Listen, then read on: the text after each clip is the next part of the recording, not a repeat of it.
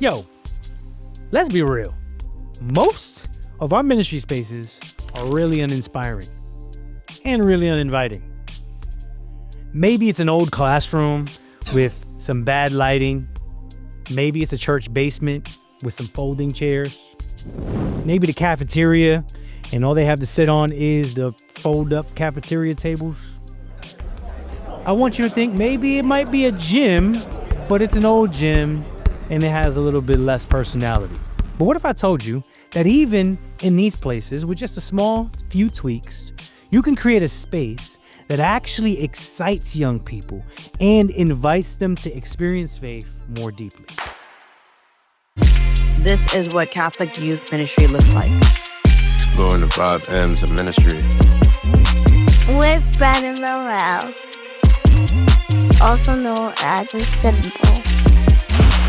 Studies show that well-lit and visually engaging spaces increase focus and participation by 60%. That study comes from the American Psychological Association. Color psychology research indicates that warm tones boost energy, while cool tones encourage reflection. Journal of Environmental Psychology. Church attendance amongst young people is higher in parishes that prioritize welcoming and aesthetically appealing environments. This comes from the Pew Research Center. And these colors and these things are not just in physical spaces. I want you to think about logos and brands, right? There's a reason why certain logos are blue and certain are red. There's a reason why certain restaurants will have some type of design. You see, your youth room or your event space does not have to be some fancy, expensive, or perfect place, but it should be intentional. Today, we're talking about how you can use lighting, visuals, and minimal decor to make a big impact in your youth ministry. But that doesn't happen unless we change individually, one by one. You get what I'm saying? It's not just, get more people. No. It's I change, and me changing is going to affect more people. Only saints make other saints. Not businessmen, not cool people, not people who are just like fun or whatever. No, saints make more saints. My saint statue is definitely at least going to be smiling, or he's going to be like, my saint statue going to walk in, hat, you know what I'm saying? Like, can't say, I surrender all. Like this. I surrender all. And so, what happened was, I got to go on retreats, and I went on like little things like this. 3. 1, 2, 3. 1, 2, 3. 1, 2, 3. All things out of love. Yeah. Let me see something from you. Let me see something. What say you, cathedral? Yeah, everybody wants to mention up there with cathedral. What happens is, we allow the world to smack us and beat us up, and we lose screws, and we're never able to really be fully put together correctly. Now, I want you to think about the first impression, right? People always say this first impression. You learn this on job interviews. You learn this just in so many environments, in school, at work. The first impression sets the tone. So when a teen walks into a dark or uninviting room, it immediately sets a mood. If they walk into the gym and it's cold, that's already does something. If they go to a space with an intentional setup, with some good lighting and some music playing, it can change which one they would rather be in. Now, space communicates value. Once again, if you have prepared the space, even if it is a classroom, and maybe you're watching this and maybe you're not a youth minister, maybe, you just felt a heart move and you decided, I want to get involved and someone asked me and I'm going to teach our confirmation program. We're going to teach the class, and maybe, it's a smaller room, 15 kids, 10 kids. Is there a way that you can arrive early to do some things with the chairs? Can you draw something on the board? Can you just little things?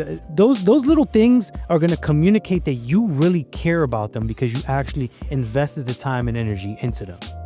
A well-prepared space tells the young people that you matter and we care and you belong here. The Catechism at 1146 says, as a being at once, body and spirit, man expresses and perceives spiritual realities through physical signs and symbols. Now, I want you to think about if you're driving. If you see two like arches, right? These yellow arches, what do you know? McDonald's. You know, if you see a billboard and there's just one check in the middle of the billboard, who are we talking about? Nike, right? Our brain associates signs and symbols, and companies and brands have leaned into this. Have we leaned into this as a church? Signs and symbols are a big part of the culture, and the church understands this and knows this. So the leaders that stepped up, I'm gonna show y'all some signs and symbols. Y'all tell me if y'all know what these are, all right? I guess one by one, you can step to the middle, hold up the sign, and what is that? What is that symbol? Yeah, you can go, Rico. What's this? McDonald's. All right, y'all know it. Yeah, you can step to the side. Hold it open on that side. What's this one? All right, y'all know signs and symbols.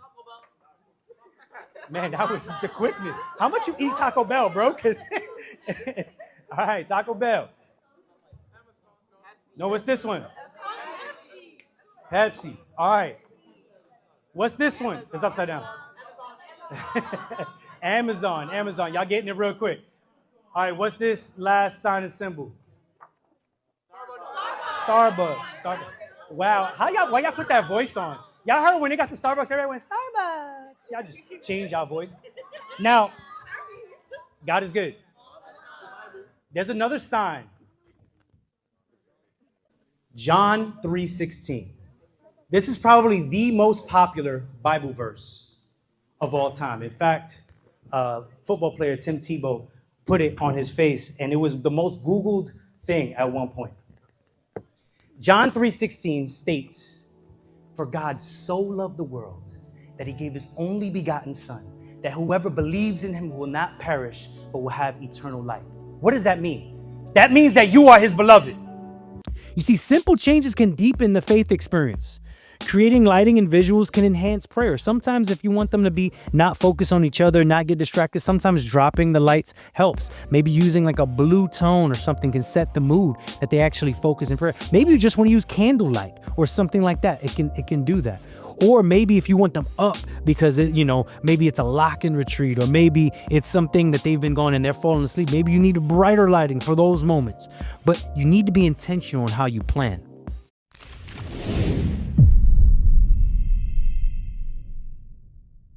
I want to pause for a brief moment to let you know that this series was brought to you and it was produced by Chari Films. Chari Films is a Catholic media production company whose mission is to capture the beauty of the Catholic faith.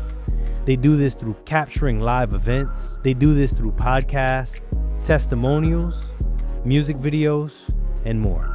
You can find out more about them in the description below. Now let's get back to it.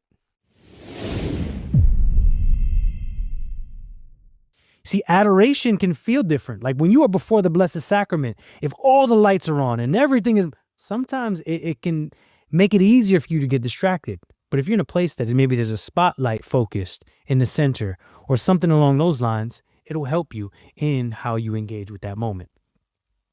Okay, so now we know why the environment matters, but let's talk about some simple and budget-friendly ways, right? So I've been talking a lot about lighting.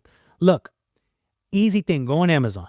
You can get color lighting. You can get box lighting for relatively cheap. You can get like 8 up lighting things for like $100, right? And now that it's changing in different ways, I'm sure that there are even other plans and ways you can do. But just go start searching like mood lighting, color lighting, flood lighting, right? And see what are some ways. I remember way back. I didn't even have money to do that. What I did is I went to Home Depot.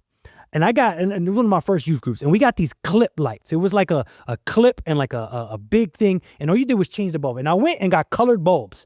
And every week I would spend $3 on different bulbs to get colored lights to use in this space.